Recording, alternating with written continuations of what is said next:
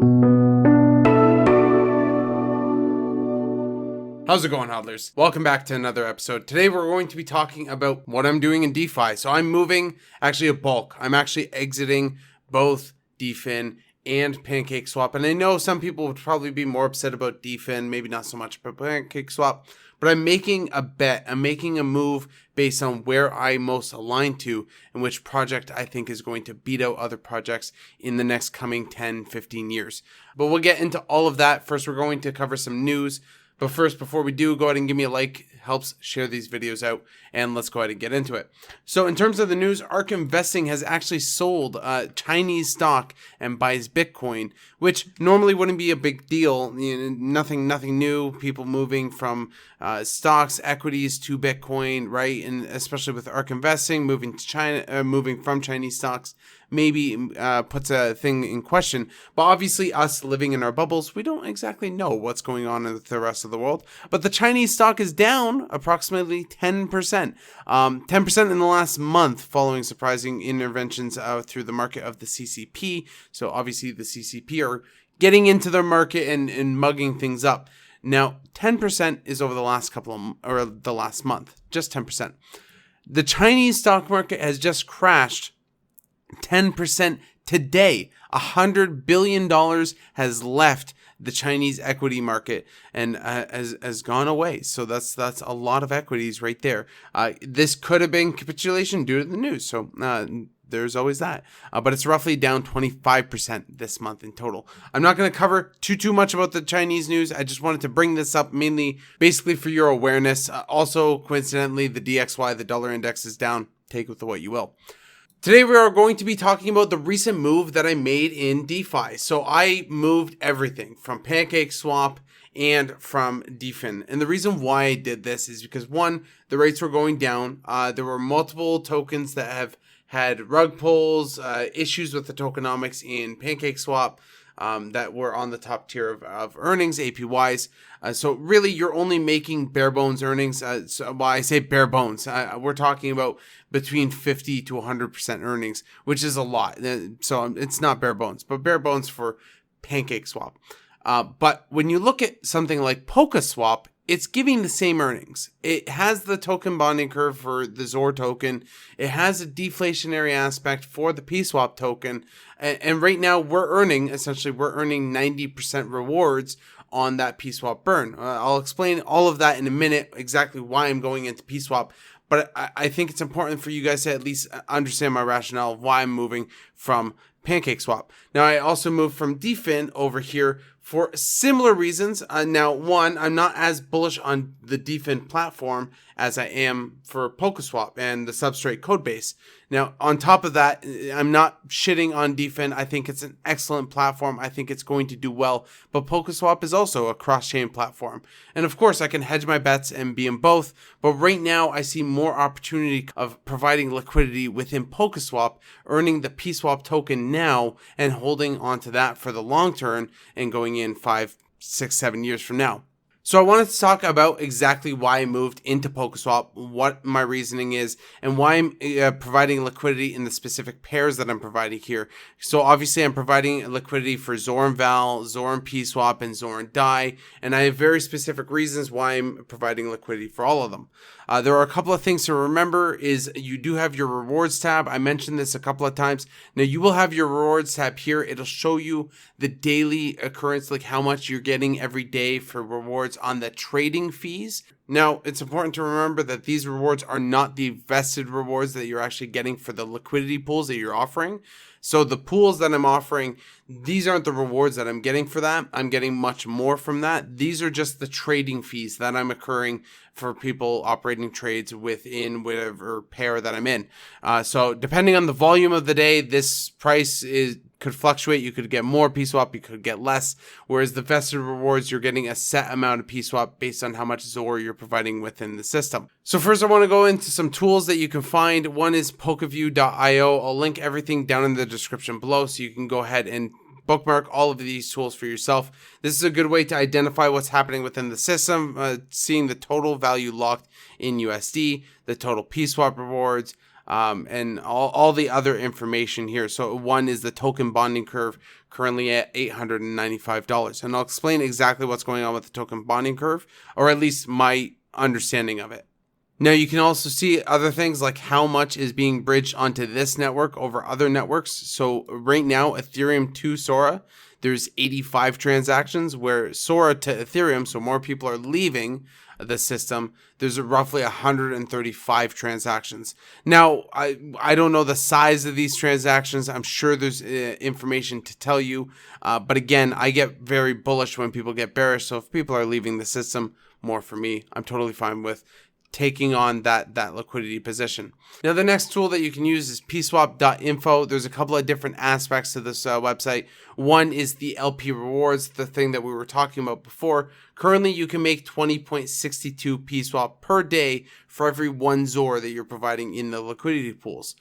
So you can just go ahead and times how much ZOR you have in your liquidity pools and find out exactly how much Pswap you're getting per day.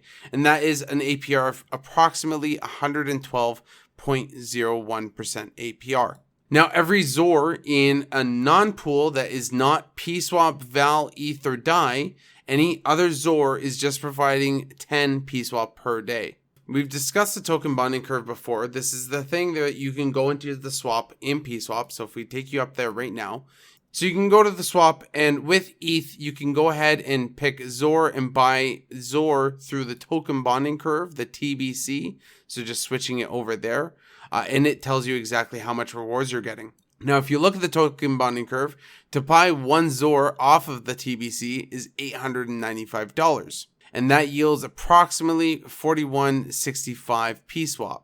So they calculate everything here. The Pswap tokens are currently worth $200 as of right now, if you're buying it from the TBC. And the ZOR value is around 160, which means the total value is $359. So that means right now, if you're buying from the TBC, you're actually losing out. You're losing 60% of value. So right now, it's not feasible to buy from the TBC. Possibly when the Pswap price goes up, it would be more feasible to end up buying from the TBC. Because I know if you bought from the TBC before, let's say roughly 465 tokens times, let's say 35 cents, which is where it sat for a little bit. That is give or take basically $1,457.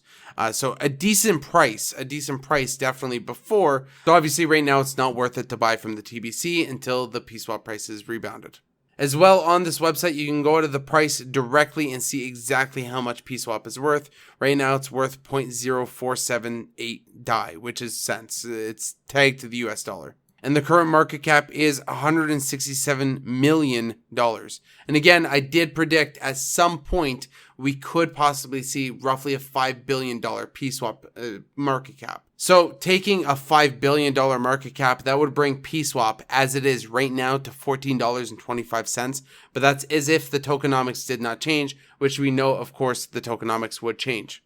So right now we're earning about 90% of the vesting period for the Pswap token. So Pswap goes through a specific burning structure. And over time, it's going to burn more and more of those tokens. But for now, it's going to provide more tokens as liquidity pool rewards for people providing liquidity on the system. It's basically incentivizing people to start using the system and start providing liquidity and earn more rewards than they would later on. Because later on down the road, there's going to be % of the Pswap token fee that is going to be completely burnt. So over time, over the course of 5-10 years, the token supply is going to gradually over time go down. And this is going to cause an increase in price because of the lower circulating supply. And again, the sooner that you actually get into the system, the more rewards that you earn. And that right now is why I'm so bullish on where I am in PokeSwap, why I'm so happy to move all of my DeFi funds into PokeSwap, sit here, and this is the way that I like it anyway. I'm a long-time hodler, and I'm hodling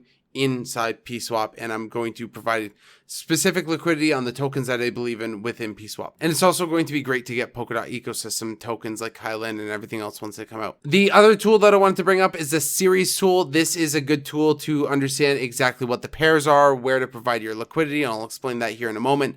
So with farming, it describes exactly what's in the Polkaswap.info website.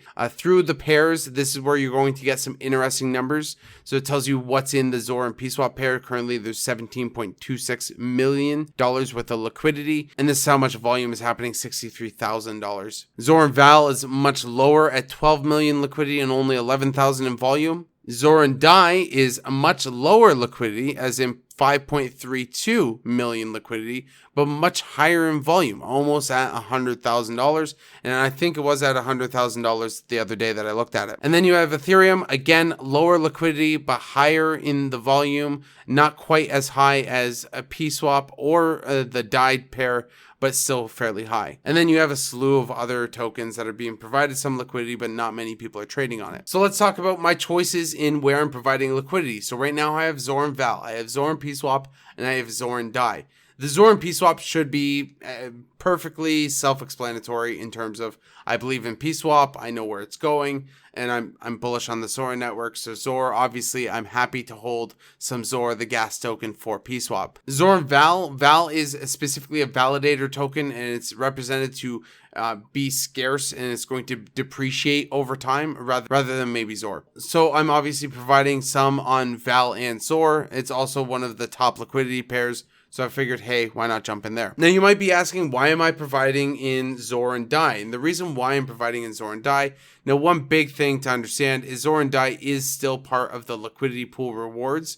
So as long as we're providing Pswap, Val, ETH, or Dai Zora pairs, then we will get extra rewards. So I am still earning 20 Pswap a day per Zora that's in that pool. But the reason why I'm doing this is because there's most trading volume for the Zora and Dai pair. Obviously, more people are trading the ups and downs and trying to increase their holdings in either USD or Zora token. Whichever is fine, but either way, that's why I provide, because I'm going to get more fees out of that, but I'm also providing way more liquidity in the Zora and Pswap. But that's exactly why I provide liquidity in Zora and Dai. Now, there is one thing that I'd like to pose a question to you guys. I'm not sure if anyone knows. I am interpreting this as one Zora in each pool, not one Zora value. So it would be, if you have 5 Zora compared to whatever amount of Pswap that is, then it only counts the 5 Zora. You're getting basically 20.60 Pswap a day.